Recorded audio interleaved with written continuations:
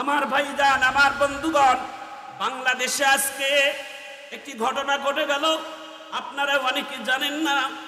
বাংলাদেশে একটা নিজের বাবাকে, ঘুমন্ত অবস্থায় তার বাবাকে নিজের ধারালো তরবারি দিয়া নিজের কন্যা ঘুমের মধ্যে সে বাবার গলার মধ্যে গরু যেমন জব করে, ছাগল যেমন জব করে, মুরগি যেমন জব করে, নিজের সন্তান এসে ঘুমন্ত বাবাকে মাথার চুল ধরে তরবারি চালাইয়া জব করে দেওয়ার পর মোবাইল ফোন সামনে রেখে ভিডিও করে, এটা ফেসবুকে ভাইরাল করে দিয়ে নিজের আবার 999-এ ফোন দিয়ে পুলিশের কাছে বলে, আমি আমার নিজের হাতে বাবাকে হত্যা করেছি, জলদি করে এত নম্বর বাসায় আসেন, আমাকে অ্যারেস্ট করে নেন।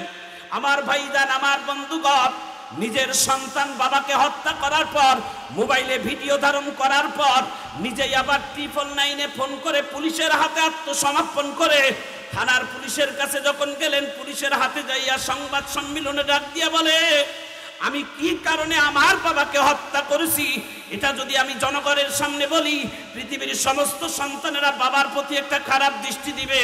তবে তোমরা আমাকে প্রশ্ন না করে তাড়াতাড়ি জেলখানার ভিতরে নিয়ে যাও, আমাকে তাড়াতাড়ি গলার মধ্যে রশি লাগাইয়া ফাঁসির কাস্টে চড়াও। তবুও তার সাংবাদিকেরা বলছিলেন, কি কারণে আপনি সন্তান হয়ে নিজের বাবার গলার তরবারি চালাইলেন? এমন পর্যায়ে তিনি অনেক আঘাত করার পর তিনি উত্তর দিয়েছে যে আমি এই জন্য আমি সিদ্ধান্ত নিয়েছি, বাপ হয়ে যদি কন্যার উপর খারাপ দৃষ্টি দেয়, এই বাবা কোনোদিন বাবা হতে পারে না, এই জন্য বাবাকে কলঙ্কিত আর কারো হইতে দেই নাই। আমার ভাইজান, আমার বন্ধুগণ, দুনিয়াটা কেন যেন এলোমেলো বাবা। আজকে এই পৃথিবীর ইতিহাসে এমন জঘন্যতম অপরাধ দেখতেছি। কয়েকদিন আগে বাংলাদেশ পৃথিবীর একটা মসজিদের মধ্যে দুইজনে মুসল্লি হয়ে নামাজ পড়তেছে, একজন ইমাম আর একজন মুসল্লি। নামাজ পড়ার পর সূরা ফাতিহা পড়ার পর সূরা ইখলাস পড়ার পর রুকুতে গেছে, সিজদায় যখন ইমাম সাহেব গেছে, মুসল্লিটা পিছন দিক থেকে ধারালো তরবারি নিয়ে ইমামটাকে খালি 4-5 বার খালি পেটের মধ্যে মেরে দিয়েছে। মারা যাওয়ার পরও আবার গলার মধ্যে তরবারি লাগাই দিয়ে ফেলে দিয়েছে। আমার ভাইজান, আমার বন্ধুগণ, এটা মনে হয় শেরজামনার একটা খেলা বাবা। এই দুনিয়াটা এমনই হবে বাবা। কে যেন আলোচনা করে গেলেন, আজকে দেখেন পৃথিবীর ইতিহাসে খালি যুদ্ধ আর যুদ্ধ, মারামারি আর কাটাকাটি, মানুষকে খালি খুন খারাপি আর সমস্ত মানুষের হিংসা বিদ্বেষ দিয়ে জড়া বাবা। এ বাবা, দুনিয়ার যতদিন যাবে ততই হিংসা বিদ্বেষ বাড়বে, মারামারি বাড়বে, কাটাকাটি বাড়বে, হিংসা বিদ্বেষ বাড়বে। না না, হিংসা বিদ্বেষ যার অন্তরের মধ্যে থাকবে সে কোনোদিন আল্লাহর জান্নাতে যাইতে পারবে না। আল্লাহু আকবার বলেন। আল্লাহর জান্নাতে ওই ব্যক্তিরা যাবে যার অন্তরের মধ্যে হিংসা থাকবে না, প্রতিহিংসা থাকবে না। হিংসা কিন্তু সব থেকে আমল খাওয়ার সব থেকে মূল জিনিস হচ্ছে হিংসা। আমার ভাইজান, আমার বন্ধুগণ, একটা বাড়িঘর দালান কোঠা আগুনে পুড়ে ছাই হয়ে গেছে। 10 তলা বিল্ডিং ছাই হয়ে গেলে এই বিল্ডিং এর ছাইয়ের যেমন কোনো মূল্য নাই। আপনি 100 বার হজ করেছেন, আপনি মসজিদ মাদ্রাসা বানাইছেন, আপনি সব কিছু ভালো কাজ করেছেন, তবে আপনার অন্তরের মধ্যে হিংসা, আপনার হজের কোনো লাভ নাই, আপনার নামাজের কোনো লাভ নাই, আপনার যাকাতের কোনো লাভ নাই।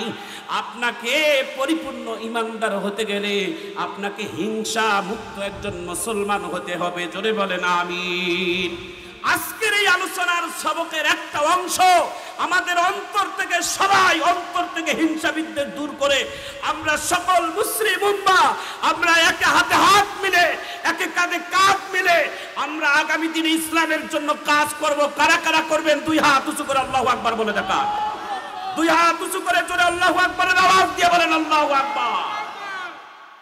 আমাদের কাছে আজকে প্রশ্ন, বাংলাদেশে এত হাজারো অপরাধী, এত হাজারো খুনি, এত হাজারো অপরাধের লোকগুলো যারা অপরাধ করার পর বিদেশে পালিয়ে যাওয়ার ক্ষমতা পায়, যারা এত বড় অপরাধ করার পর বিদেশে পালিয়ে যেতে এখনো সাহস পায়, এদেশের প্রশাসনের কাছে আমাদের দাবি, আপনারা প্রশাসন থেকে দায়িত্ব পালন করেন।